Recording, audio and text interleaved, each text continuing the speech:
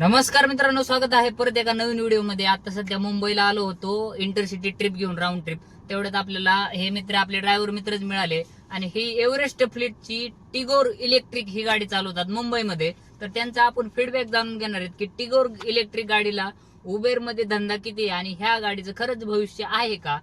तर सर, तुम्ही कुठले प्रॉपर? मी आहे नागपूर साईडचा, इथे अंबरनाथला राहिला आहे. आणि कधीपासून उबेर चालवता? मला झाले 2.5 वर्ष. 2.5 वर्षापासून टिगोर इलेक्ट्रिक गाडी चालवता.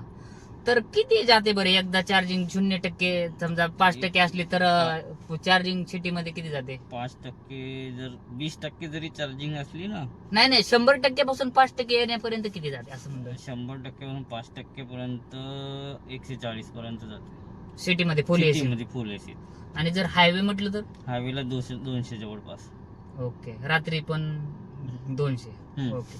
आणि हे टाटावाले तर बोलतात 300 350. तर 300 350 चालतच नाही मित्र. ओके. आणि आता ही नॉर्मल डिझायर गाडी आणि ह्या टिगोर इलेक्ट्रिक गाडीच्या भाड्यांमध्ये काय फरक आहे? अरे बापरे, ट्रिप पडली का? घ्यायची असेल तर दिली. ओके. रेंटल 3,500 सोडून दिली.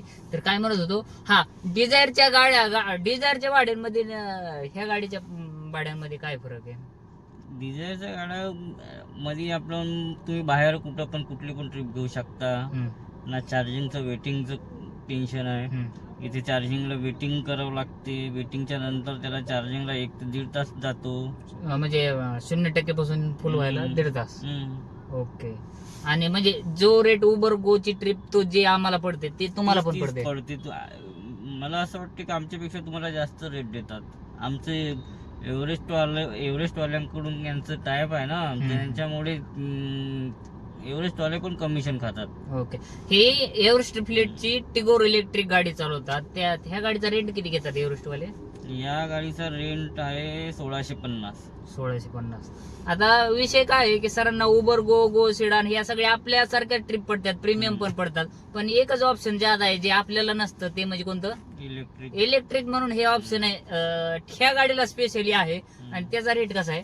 त्याचा रेट थोडासा जास्त पडतो, म्हणजे प्रीमियर सारखाच पडतो. ओके. म्हणजे आपल्या गाडीपेक्षा एक इलेक्ट्रिकचा ऑप्शन जास्त आहे. आणि डबल शिप मध्ये चालवतात का मग? डबल शिप मध्ये. ओके. मग 700 वाटेल येतात. किती होते मग तुमच्या एका शिप मध्ये? समजा तुम्ही 12 तास जर चालवलं म्हटलं तर चालवली तर होतात 2,500 ते 3,000 रुपये. 2,500-3,000. त्यामध्ये तुमची सेव्हिंग किती होते?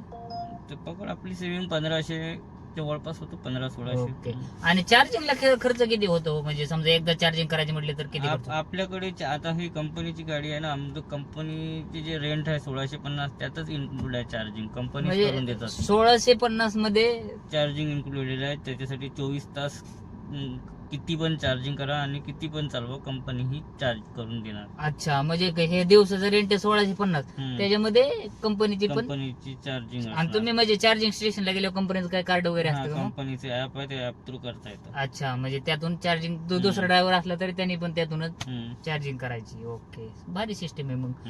मग 1600-2000 पर्यंत होती सेव्हिंग. सेव्हिंग होती. दुसऱ्याची गाडी आहे तरी पण तेवढी सेव्हिंग, इथं स्वतःची असून तेवढी व्हाय नाही.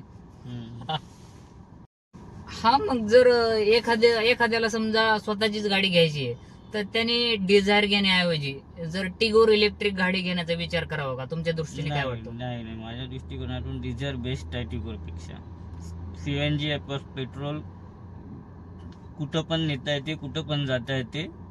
आणि ह्या गाडीला उबर या ओला इंटरसिटी भाडा देत नाही. इंटरसिटी वाजतच नाही. आणि त्याच्यानंतर पण चार्जिंगचे खूप सारे प्रॉब्लेम असतात याच्यात. ओके. तर तुम्ही मुंबईच्या बाहेर जात आणि पुन्हा विचारच करता म्हणायचं? ओके. आम्ही जातच नाही. ओके, ठीक आहे. आणि तुमचे 2,500-3,000 आणि दुसऱ्या ड्रायव्हरचे पण तेवढेच होतात राहायला अंबरनाथला. तर तिकडून मग कसं काय अपडाऊन करतात? म्हणजे सकाळी रोज लोकल ट्रेनने. म्हणजे विषय कसा आहे की हे म्हणजे ज्यावेळेस यांना गाडी एक्सचेंज करायची असेल तर ते मुंबईमध्येच एक्सचेंज करतात. आणि ज्या ड्रायव्हरची शिफ्ट संपत तो ट्रेननी घरी जातो दुसरा ड्रायव्हर.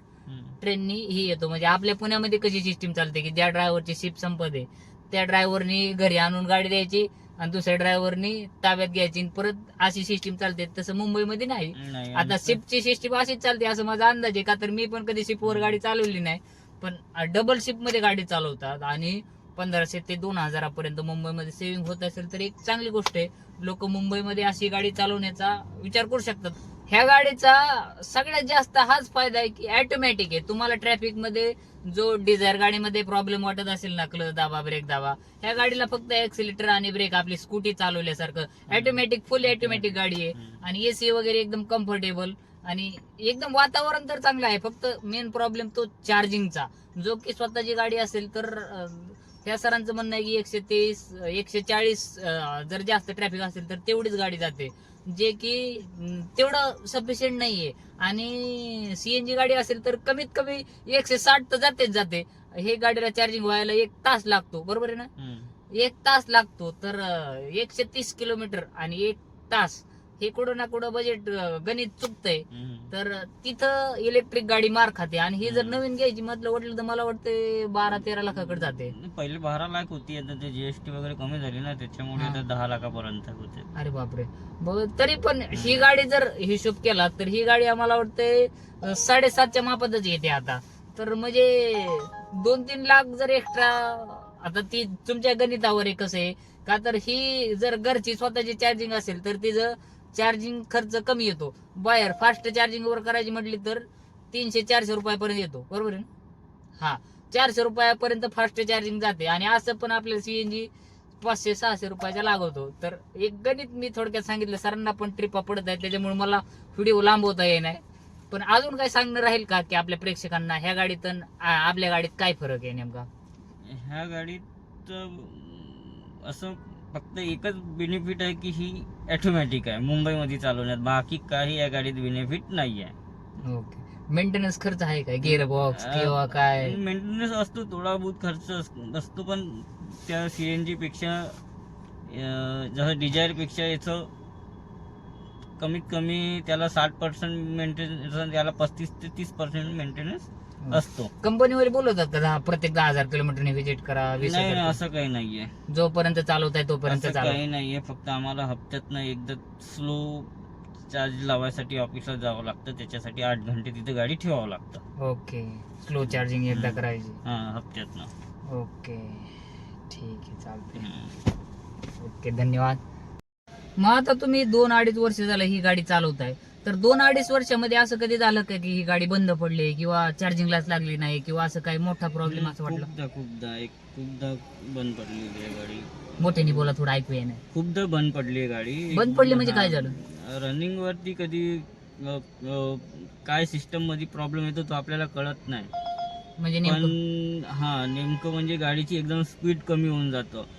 चालू मध्ये ऑटोमॅटिक ऑटोमॅटिक किती पण एक्सिलेटर दिला तरी ती समोर जात नाही, म्हणजे पळतच नाही की एकदम स्लो होऊन जातं 10-20च्या च्या 20च्या स्पीडनं. नंतर मग काही वेळाने ती ऑटोमॅटिक न्यूट्रल होऊन जातं. ऑटोमॅटिक न्यूट्रल होऊन जातं. मग तिला मग डायरेक्ट टोईंग करूनच न्यावं लागतं ऑफिसला. असं किती वेळ या सर्व्हिस सेंटरला?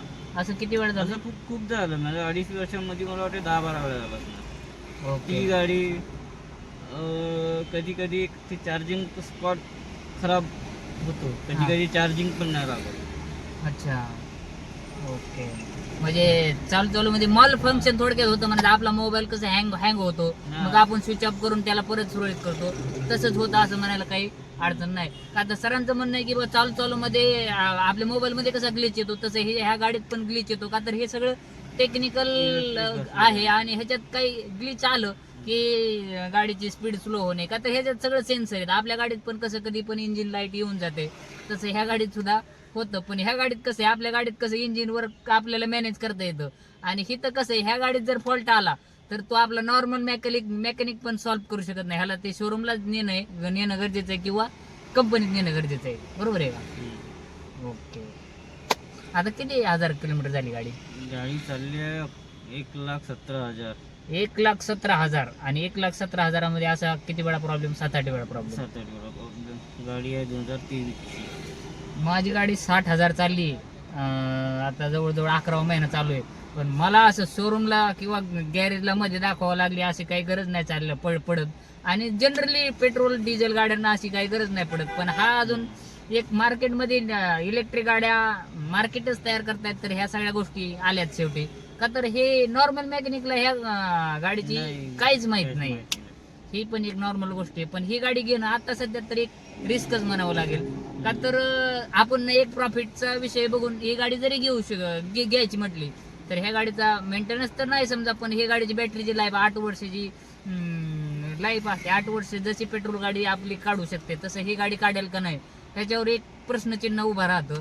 का तर जर 1,00,000 किलोमीटर मध्ये जर असं इतके प्रॉब्लेम येत असतील तर विचार करण्यासारखी गोष्ट आहे. ही आहे टाटाची टिगोर. पॉवर स्टेरिंग येतं ह्याच्यामध्ये आणि 2च पॅन्डल आहेत. पाय काढा 1 मिनिट. ह्याच्यामध्ये क्लच नाही, फक्त रेस आणि ब्रेक. आणि हा आहे गिअर लिव्हर. हे म्हणजे न्यूट्रल. हे फिरवलं ड्राईव्ह वर केलं की पुढे पळणार, हे रिव्हर्स वर केलं की मागं पळणार. हे स्पोर्ट्स म्हणजे ड्राईव्ह पेक्षा जास्त पळणार. हे असे 3 मोड असतात. ऑटोमॅटिक एसी, ऑटोमॅटिकच आहे ना, ऑटोमॅटिक एसी. हे गाण्याचं मस्तपैकी सिस्टीम. आणि हा आहे मीटर.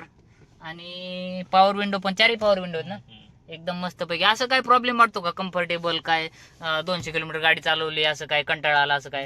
असं काय ओके, 1च मिनिट. तर ही आहे अशा पद्धतीने टिगोर इलेक्ट्रिकची डिक्की. आणि ही आहे स्टेपनी. आणि स्पेसचं म्हणाल तर स्पेस भरपूर आहे. ही आहे स्टेपनी, त्याच्यामुळं स्टेपनी जर काढून ठेवली तर भरपूर स्पेस राहू शकतो. पण स्टेपनी गरजेची आहे. CNG पेक्षा जास्त स्पेस राहतोय असं म्हणू शकतो आपण. का तर मोठी बॅग म्हणजे छोट्या 2 बॅगा येऊ शकतात, मोठी 1 बॅग येऊ शकते. CNG पेक्षा जास्त स्पेस आहे असं म्हणू शकतो. आता शेवट एव्हरेस्ट फ्लीटची गाडी म्हणले वापर तसा असेल, तुम्ही समजून घ्या. ही आहे टिगोर इलेक्ट्रिक गाडी.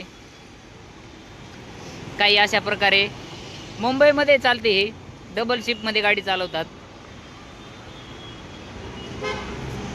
मस्त गाडी आहे बरं का, आवडली मला. पण त्यांचं म्हणणं आहे की लोकलला गाडी फक्त 130 किलोमीटर जाते, 140 किलोमीटर जाते.